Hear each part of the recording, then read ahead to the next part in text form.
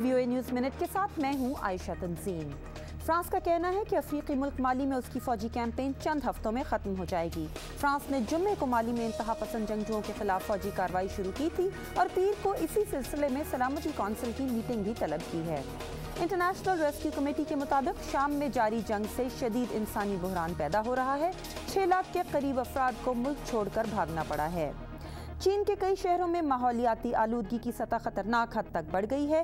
पिछले 2-3 रोज में दारुल हुकूमत बीजिंग में रिकॉर्ड की गई आलूदगी की सतह आलमी इदारे सेहत की तरफ से मुकर्रर करदा खतरे की हदूद से कहीं ज्यादा थी।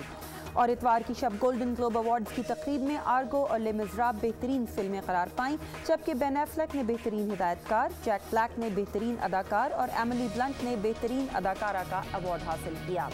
आप देख रहे थे VOA न्यूज़ मिनट। मज़ीद खबरों के लिए हमारी वेबसाइट urduvoa.com पर आएँ।